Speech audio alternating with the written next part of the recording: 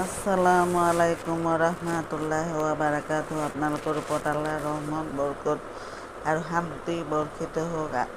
আউযু বিল্লাহি মিনাশ শাইতানিৰ ৰাজিম। বিসমিল্লাহিৰ ৰহমানিৰ ৰহিম। খেদা খোৱা শয়তানৰ প্ৰচলনৰ পৰা আল্লাহ তুমি আমাক ৰক্ষা কৰা। পৰম কৰুণাময় পৰম দয়ালু আল্লাহ তাআলাৰ নামত আৰম্ভ কৰোঁ।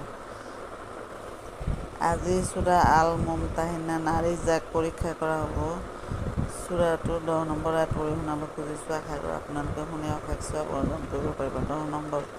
হে ইমানদাৰসকল, যেতিয়া মুমিন নাৰীসকল হিজৰত কৰি তোমালোকৰ ওচৰলৈ আহে, তেতিয়া সিহঁতৰ ইমান সম্বন্ধে বাজ বিচাৰ কৰি ল'বা। সিহঁতৰ ইমানৰ প্ৰকৃত স্বৰূপ আল্লাহে ভালকৈ জানে। তোমালোকে যদি নিশ্চিতভাৱে জানিব পাৰা যে সিহঁত বিশ্বাস স্থাপনকাৰিনী, তেনেহ'লে সিহঁতক অবিশ্বাসকাৰীবিলাকৰ ওচৰলৈ উভতাই নপঠাবা।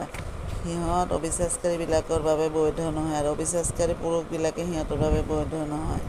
সিহঁতৰ অবিশ্বাসকাৰী স্বামীবিলাকে যি গা ধন দিছিল, সেয়া সিহঁতক ঘূৰাই দিবা।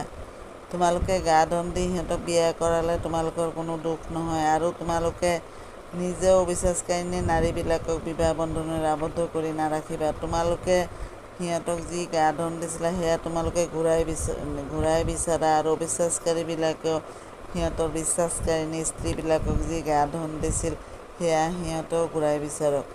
এয়া আল্লাহৰ বিধান। তেওঁই তোমালোকৰ মাজত সকলো কথাৰ মীমাংসা কৰি দিয়ে। আল্লাহ মহাজ্ঞানী বিজ্ঞানময়। সমাপ্ত।